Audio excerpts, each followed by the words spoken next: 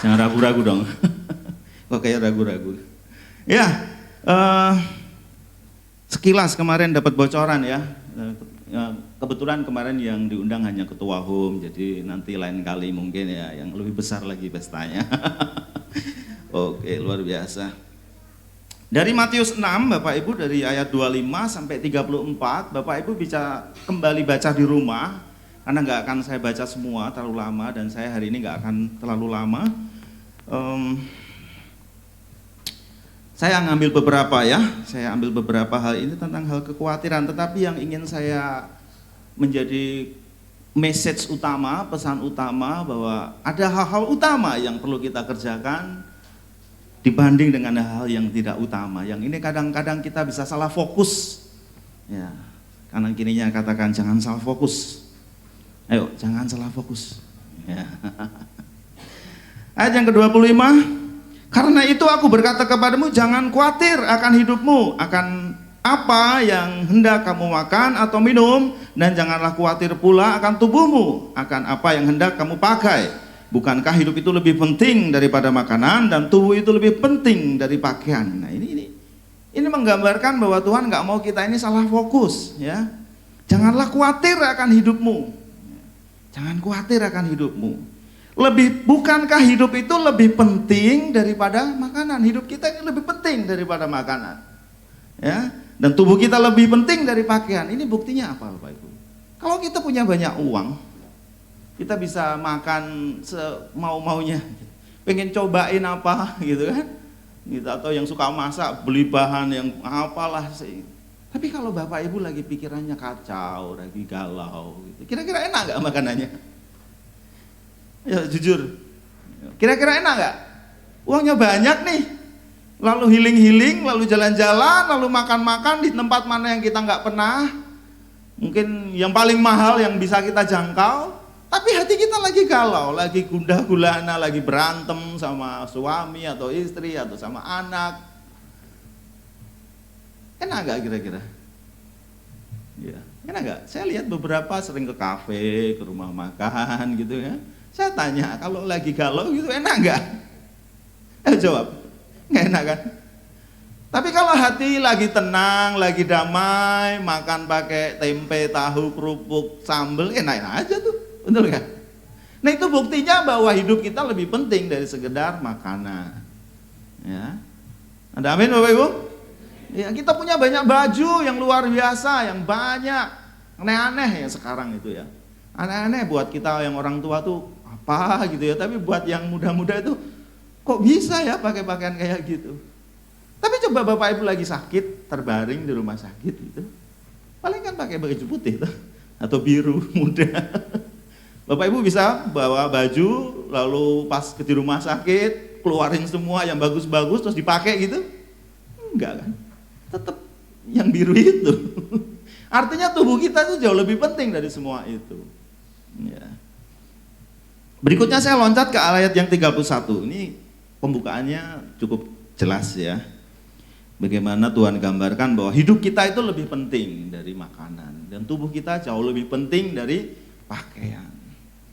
Makanya sampai Tuhan ngomong jangan khawatir, jangan salah fokus. Yang dipikir makanan, yang dipikir pakaian, yang dipikir penampilan, gitu kan? Bukan hidup kita, bukan hati kita, bukan bagaimana kita merawat kesehatan, bagaimana kita menjaga hati kita. 31, sebab itu janganlah kamu khawatir dan berkata, apakah yang hendak kami makan? Apakah yang hendak kami minum? Apakah yang akan kami pakai? Sesuatu yang normal, alamiah ya. Apa yang dimakan, apa yang dipakai, apa yang diminum itu kan sesuatu yang normal kan? Sesuatu yang biasa gitu loh. Kalau sesuatu yang biasa aja Tuhan ngomong jangan khawatir. Tapi kita lebih sering khawatir untuk hal-hal yang biasa, betul kan? Yang biasa-biasa kita sering khawatir gitu. Tapi padahal ini dikatakan ini yang biasa-biasa aja kok. Soal makanan, minuman itu kan biasa. Ya, biasa aja. Kalau Bapak Ibu main ke tempat saya gitu, Bapak Ibu nggak menemukan makanan yang aneh-aneh. Di meja itu ada tempe pasti, ada tahu pasti, ada sambal pasti, sayur bening yang kayak gitu-gitu. Tapi kalau tidak enak kok, gitu kan? Gitu. Yang kita atur gizinya bagus. Saya penganut karnivor Bapak Ibu. karnivor, Bapak Ibu bisa search lah. Intinya nggak makan tumbuh-tumbuhan, saya makan hewan. Ya mungkin sedikit lebih mahal karena di Indonesia, khusus Indonesia ya, atau dunia ketiga lah, protein itu mahal ya, daging-dagingan yang hewani itu mahal. Beda kalau di luar negeri itu murah gitu. Di luar negeri menurut saya murah semua. Waktu saya ke Amerika beli strawberry 1 kilo gede itu cuma $5. Gede-gede sejempol kaki. Lalu apa? Tomat gede-gede, murah semua. Heran saya tuh. Kenapa jadi itu ya? Di sana bisa murah gitu ya. Telur apa gitu, bahan makanan murah semua di sana. Kita makan di Singapura juga kayak makan di Semarang gitu rasanya gitu. Gitu. Lebih mahal di Jakarta malah. Di Jakarta tuh mahal banget, semua mahal gitu. Di Singapura nggak terlalu mahal. Ya, kapan-kapan jalan-jalan ke sana ya. Iya harus punya target dong. Nggak penting, tetapi ya ada sesuatu yang kita bisa impikan ya, itu membuat kita semangat yang kerja gitu kan.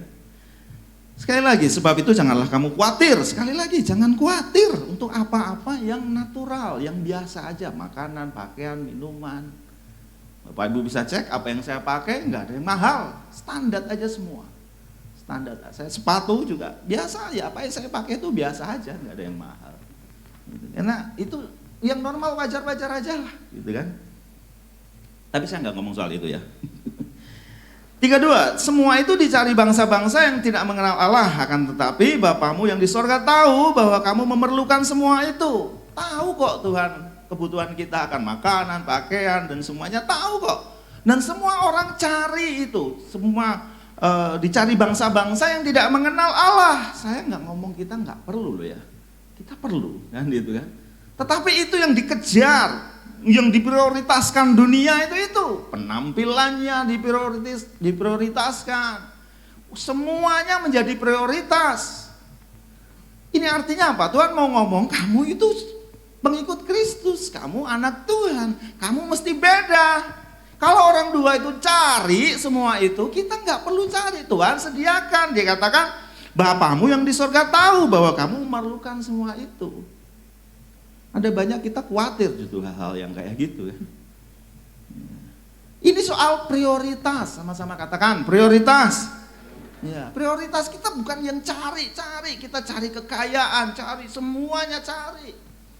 Karena Tuhan tahu, saya hampir nggak pernah berdoa untuk hal-hal yang seperti itu, hampir nggak pernah. Nah, menurut saya nggak pernah.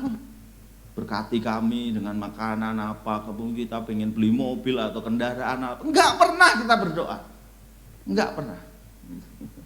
Kita doain itu ya karena usaha supaya ini memberkati banyak orang, gitu kan, bisa untuk kegerakan, itu kan kita doain lebih banyak jemaat supaya diberkati. Gitu kan. Dan kalau saya sebagai gembala lihat jemaat diberkati senang, sukacita. Ya kan, ada yang sudah meningkat ekonominya, yang dulu naiknya motor sekarang naik mobil, yang dulu naik sepeda sekarang naik motor, yang dulu nggak ada apa-apa ada motor, yang dulu nggak punya rumah sekarang sudah punya rumah. Saya nggak mengukur semua berkat itu dengan fisik ya Bapak Ibu ya, tetapi yang namanya gembala pasti suka dengan hal itu gitu, suka untuk melihat jemaatnya maju gitu kan, pasti kan. Ya tentu yang belum punya kesempatan kita doain terus itu. Makanya kita belajar firman Tuhan, ada apa sih sebenarnya, kenapa hidup kita nggak ada perubahan ya? Prioritas orang dunia, cari itu semua, menjadi prioritas utama, menjadi hal yang utama yang selalu kita kejar, hal-hal yang fisik. Nah ini kata kuncinya di ayat 33, kita sering kan dari dulu kan. Tetapi, apa? Sama-sama kita baca. Tetapi carilah dahulu kerajaan Allah dan kebenarannya, maka semuanya itu akan ditambahkan kepadamu. Semua yang dicari bangsa-bangsa tadi, yang diprioritaskan orang dunia tadi, Tuhan berikan akan ditambahkan. Anggap ya. Carilah dahulu kerajaan Allah dan kebenarannya. Kalau dulu kita sekolah minggu atau mungkin di gereja yang lama atau di pengertian-pengertian yang lama, carilah dulu kerajaan Allah itu apa? Ke gereja gitu kan, datang ibadah, rajin, nggak boleh bolong-bolong, carilah dulu kerajaan Allah. Kalau kita mau kerja dibilang, kamu carilah dulu kerajaan Allah dan kebenarannya. Sering gitu ya kita. Atau sampai sekarang pemahamannya begitu.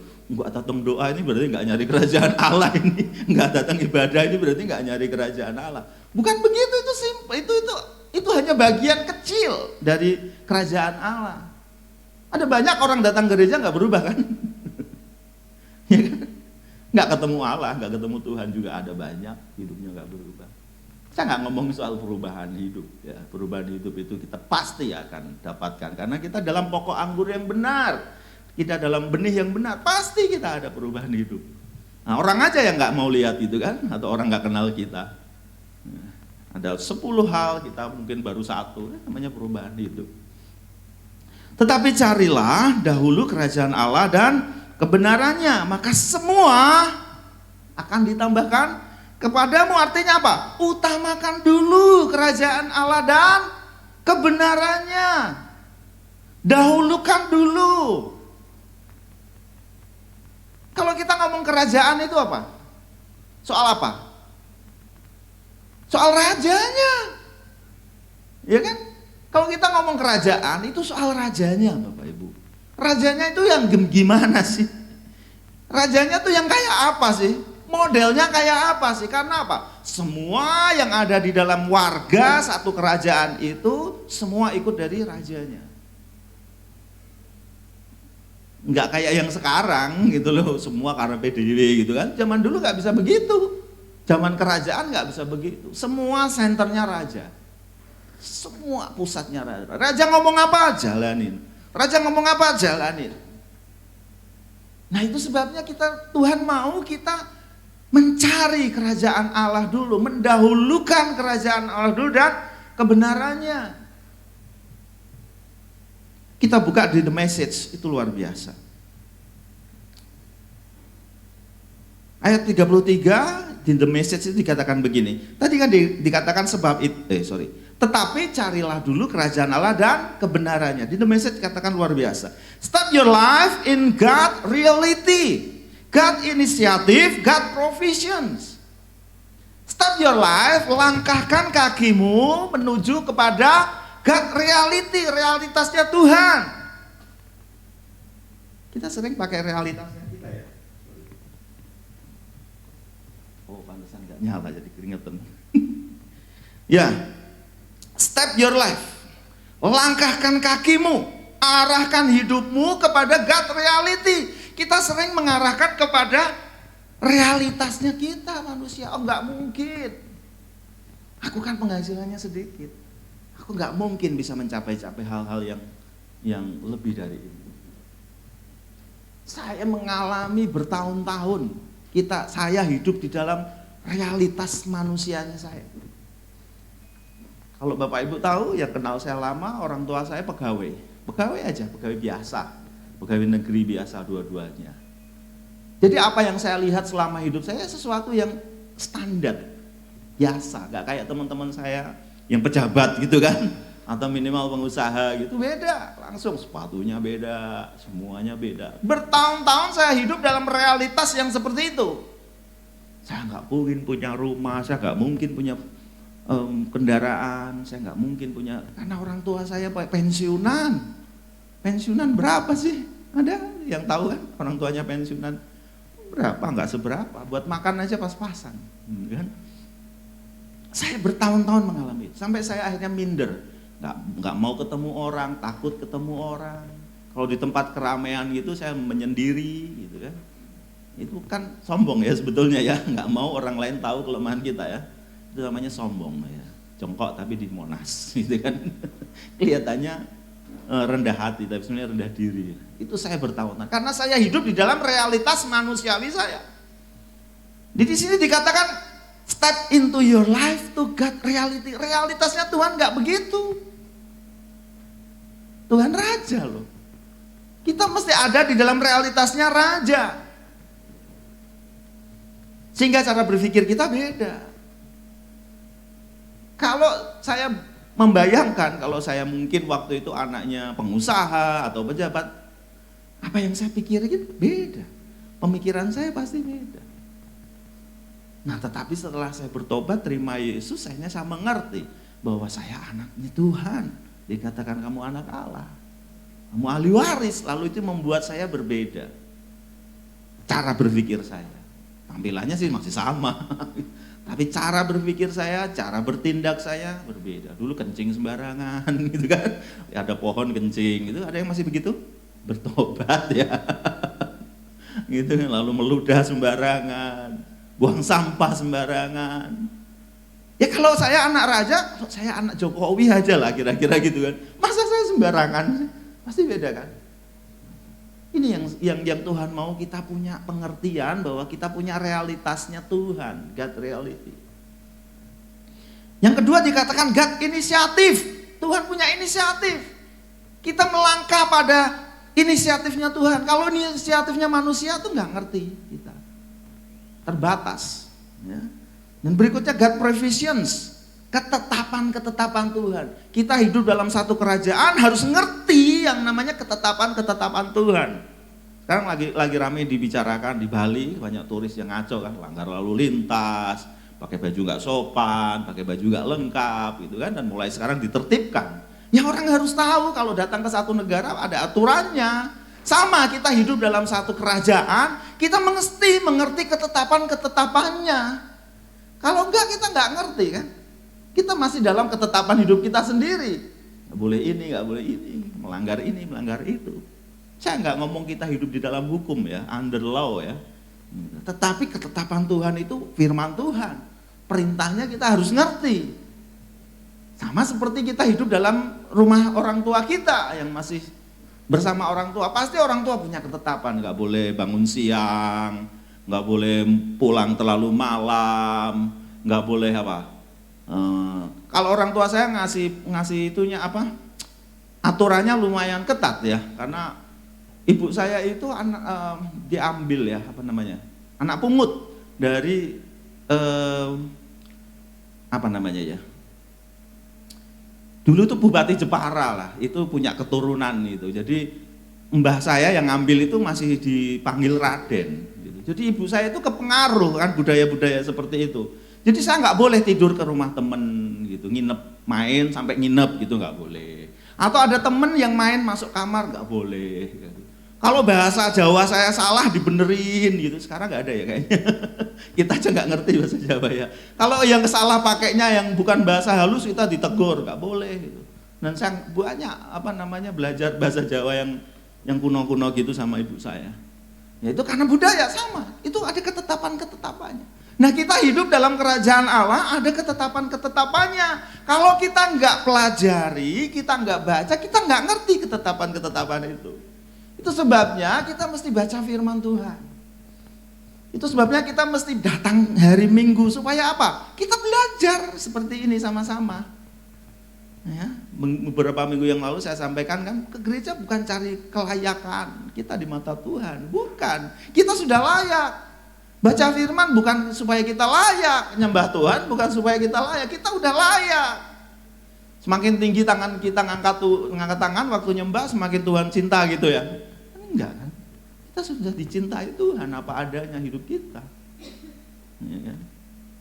Nah, tapi kita perlu belajar supaya kita ngerti ketetapan-ketetapan kerajaan. Kerajaan tadi saya ulang lagi adalah tentang raja. Yesus sebagai rajanya. Kita mesti ngerti ketetapan-ketetapan Yesus. Ada kesaksian yang luar biasa dari Pastor Daud. Ya. Pastor Daud beli rumah nggak pakai uang. Ya. Karena ada yang minjemin. Ya. Harusnya secara hitung-hitungan realitasnya manusiawinya Pastor Daud harus jual rumah yang lama dulu, betul? Jual rumah yang lama dulu, lalu uangnya buat beli yang baru, betul kan?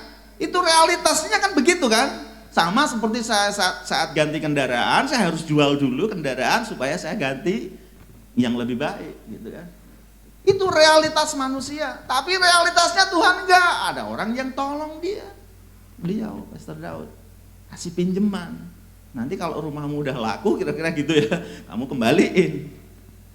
Kenapa Pastor Daud? Pasti kan orangnya nggak tiba-tiba kan bantu. Pasti nggak tiba-tiba, Pak Daud sini, tak pinjemin uang. Enggak kan? Karena Pastor Daud kenal dulu sama orangnya. Tahu ketetapan-ketetapan hatinya sama orangnya. Maka Pastor Daud mau ngomong, aku ada ini rencana ini. Baru si teman ini yang punya ketetapan ini pinjemin. Saya yakin Pastor Daud gak akan datang atau Mem cuma akan datang ke teman ini kalau dia gak ngerti orangnya. Dia pasti kenal, dia pasti ngerti hatinya, jalan pikirannya dia pasti tahu.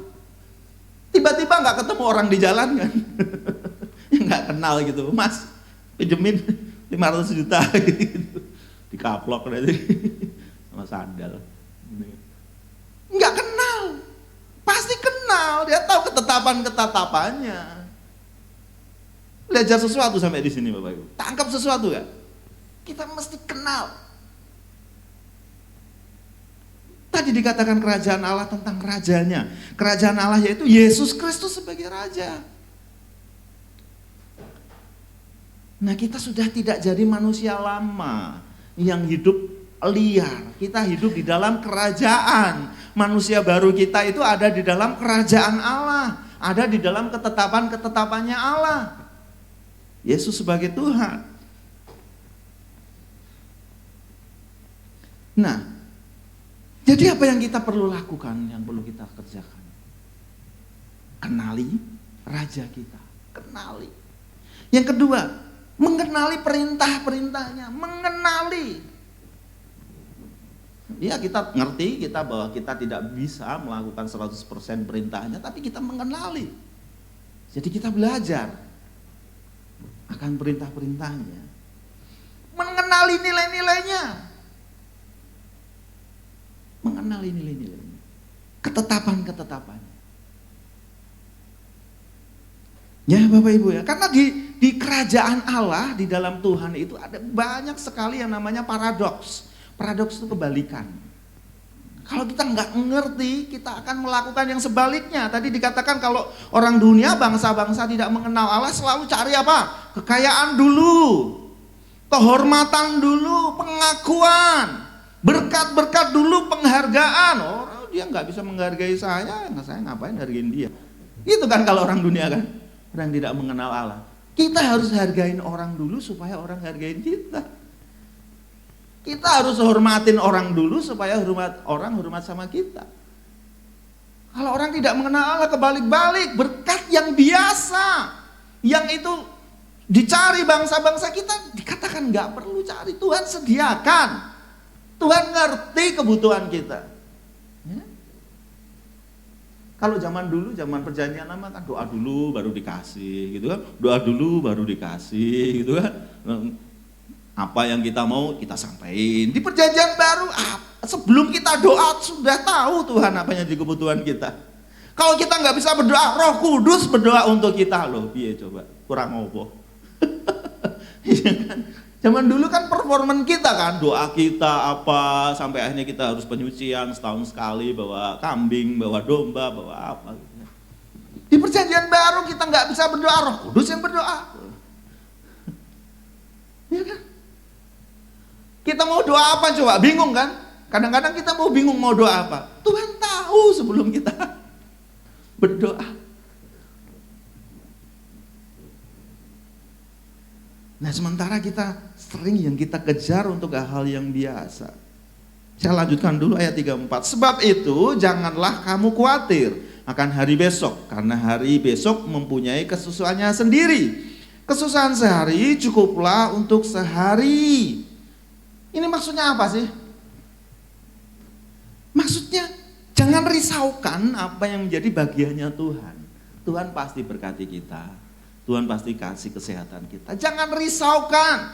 Yang penting prioritas kita benar, mengenal tadi dalam kerajaan.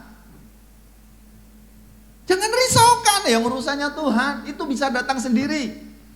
Kalau Pastor Jeffrey Rahmat katakan itu, jangan cari apa yang bisa datang sendiri. Yang perlu kita lakukan apa?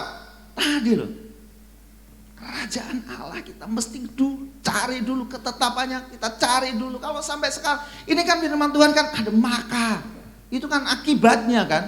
Saya ulang lagi ayo baca juga dalam hati boleh atau pelan-pelan.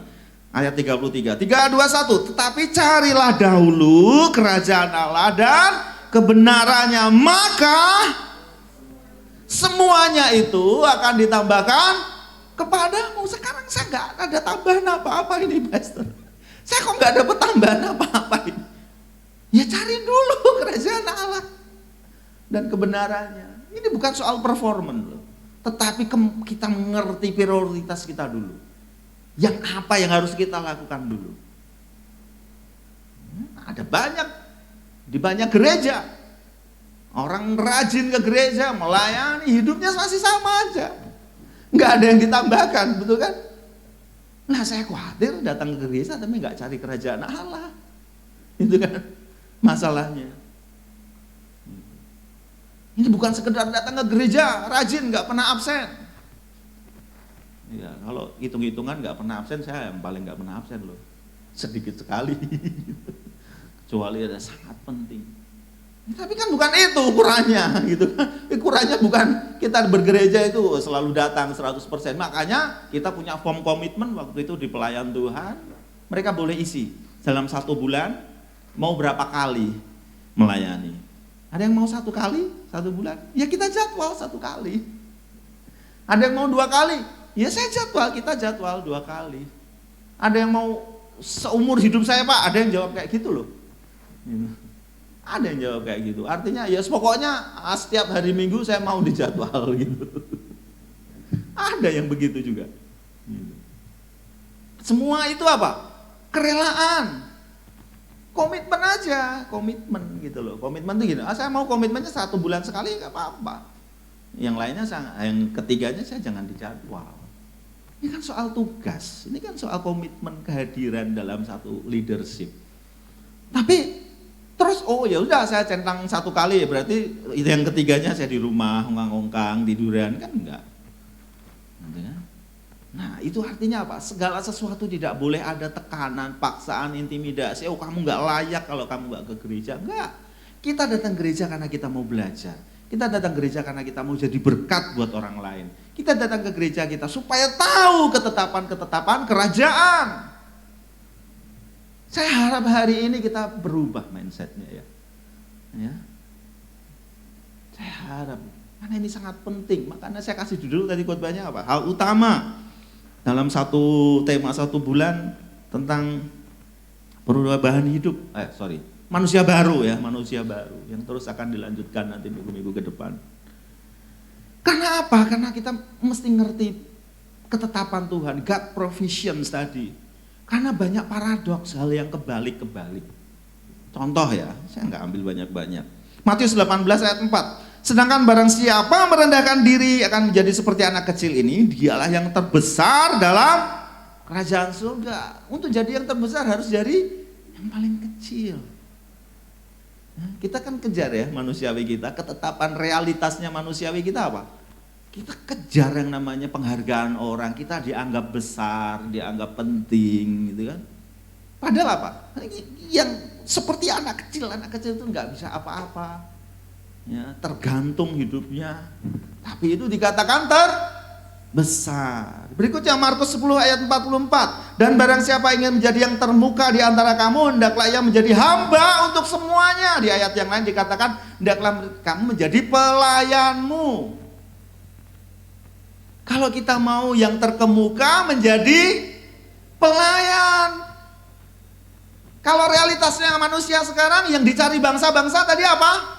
Kalau ingin jadi yang terkemuka ya harus sewenang-wenang ya, egois, nggak mau ngalah gitu kan. Ini ketetapan Tuhan yang kita mesti ngerti. Ada banyak hal yang kebalik-balik. Lukas 6 ayat 31, dan bagaimana kamu kendaki supaya orang berbuat kepadamu, perbuatlah juga demikian kepada mereka. Kalau ingin orang lain melakukan sesuatu buat kita, kita lakukan dulu. Kalau kita ingin orang lain, tadi saya katakan ingin hormati kita hormati orang dulu.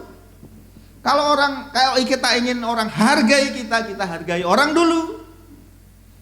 Dan seterusnya. Paradoks kan, kebalik kan. Bangsa-bangsa yang tidak mengenal Allah tidak begitu.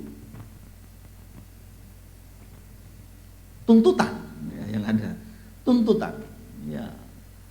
Aku orangnya bisa baik kok. Asal kamu baik gitu kan, kita dengar gitu kan.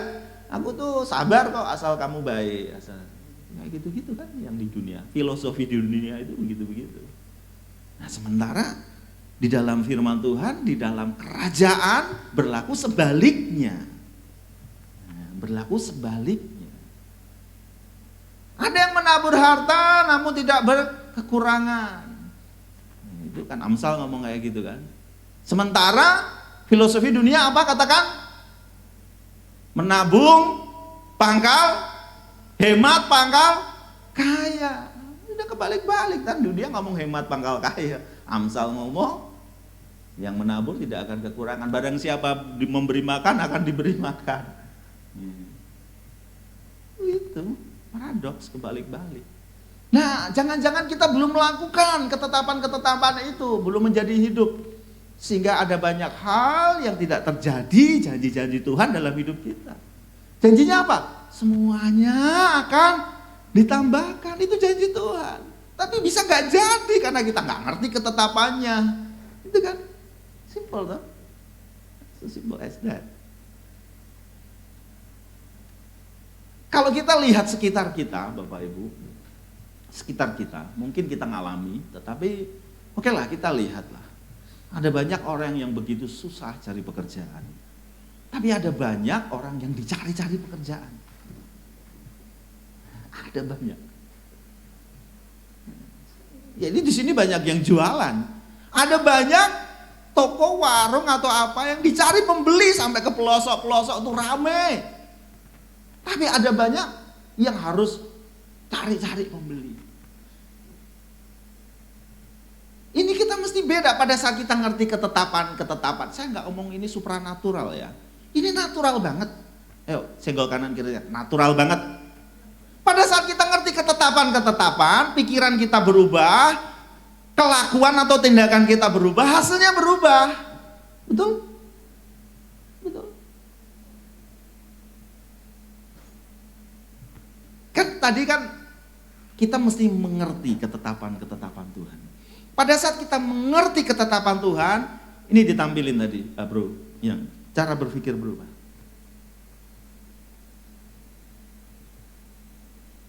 Nah, pada saat kita mengenal Raja kita, pada saat kita mengerti ketetapan-ketetapannya, pada saat kita mengerti realitasnya Tuhan, cara pikir kita bahkan berubah. Pada saat cara berpikir kita berubah, tindakan kita juga berubah. Ketetapannya apa? Supaya kita rajin, supaya kita tekun, supaya kita setiap perkara kecil, ya kan? Lalu cara berpikir kita berubah. Oh, saya harus rajin, saya harus tekun, saya harus setia perkara kecil, saya harus kreatif. Tindakan kita akan berubah. Pikiran kita itu mempengaruhi tindakan. Pikiran kita itu apa namanya? Software. Kalau kita punya HP, Android atau apapun, pasti sesekali ada namanya update. Ya kan? Update kan? Itu bisa merubah cara kerjanya. Dari yang dulu nggak ada ini, sekarang ada ini. Itu apa? Kayak pikiran kita di-upgrade. Jadi software itu seperti pikiran. Coba itu dikosongin, di uninstall gitu. Nggak bisa apa-apa kan, HP cuma jadi kalkulator paling kan. HP mahal-mahal jadi kalkulator aja, karena nggak diinstal. Kita beli komputer nih bagus-bagus yang di belakang, yang kemarin jemaat tabur. Lalu dikosongin aja, isinya DOS, MS-DOS. Ada yang tahu MS-DOS? Kira-kira bisa buat apa? Nggak bisa buat apa-apa kan? Nah itu sama seperti kita, pikiran kita harus diinstal dengan ketetapan-ketetapan Tuhan. Pikiran kita harus diisi, diinjek, diupdate dengan realitas-realitasnya Tuhan. Karena realitasnya yang ada realitas kita manusia. Jadi kita bisa berpikir yang baru, kita bisa merubah pikiran kita sehingga kelakuan dan tindakan kita berubah. Kalau tindakan kita berubah, hasilnya akan berubah. Saya dulu marketing, ya sampai sekarang masih marketing. Tentu caranya beda pada saat saya baru mulai sama yang pertama. Saya punya standarisasi gitulah. Sehari saya harus 100 kirim email ke toko-toko online gitu kan. Nah dari 100 itu kira-kira 1 yang reply aja, jadi 1% konversinya. Kalau saya sudah kumpulin 1 reply, saya kumpulin lagi terus kerjakan sampai ke 1000 email, saya dapat 10 reply. Ya kan? Kalau 10 reply tadi, maksudnya balasan ya, reply itu balasan. Saya dibalas email saya. Kan tadi kan saya email orang 100 orang nih. 99-nya nggak balas.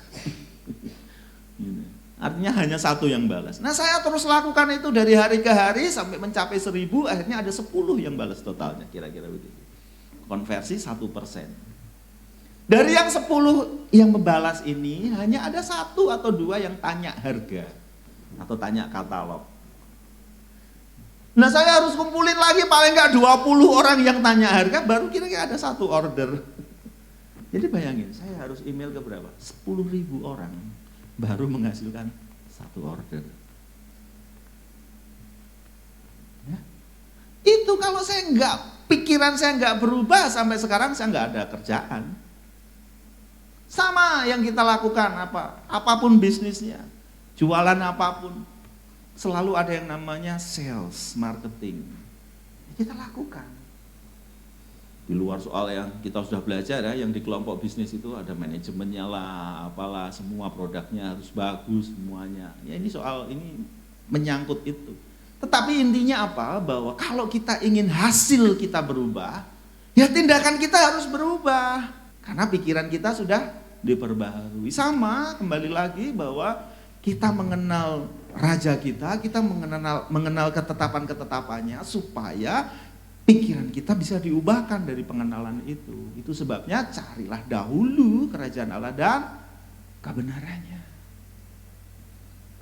Saya harap Bapak Ibu belajar sesuatu pagi hari ini. Membukakan mindset kita, pemikiran-pemikiran kita. Ayo cari dahulu ketetapan-ketetapan Tuhan. Belajar firman Tuhan. Ayo baca tiap hari firman Tuhan. Supaya kita mengenal ketetapannya. Saya masih sampai sekarang itu, saya baca itu bisa 2-3 jam. Kadang-kadang bablasan sampai saya ngantuk ya, saya audio gitu kan sampai pagi gitu. Bukan supaya kita kelihatan layak, no. Tuhan sudah sayang sama kita, sudah cinta sama kita. Kita nggak usah ngapa-ngapain, Tuhan sudah sayang kan? Buktinya apa? Kita diampuni dosa kita pada saat kita masih berdosa. Itu artinya saking sayangnya, dia tahu kita berdosa, tapi cintanya dia itu mengalahkan dosa kita. Maksudnya, paham ya? Itu sebabnya kita masih bisa berbuat dosa tuh. Ya Tuhan tahu lah. Tuhan, kemana ada diskusi beberapa lah, sebulan atau 2 bulan. Ngapain kok Tuhan ampuni? Kenyataannya juga masih bisa berdosa gitu kan, kurang lebih di grup. Nah iya, memang cintanya Tuhan sama kita itu melebihi dosa kita.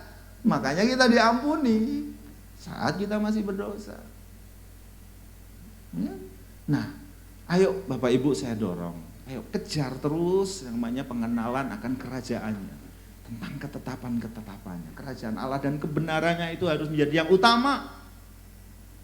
Saya nggak ngomong salah kalau kita mengusahakan sesuatu. Tapi mindset kita, pikiran kita adalah mengejar yang namanya kerajaan Allah dulu dan kebenarannya. Sekali lagi kerajaan Allah dan kebenarannya bukan soal datang ke gereja, tapi meletakkan hidup kita, meletakkan hati kita di dalam satu otoritas kerajaan. Kita menjadi warga kerajaan Allah itu bukan sebatas kita cuman ada di situ, tetapi meletakkan diri kita di dalam otoritasnya.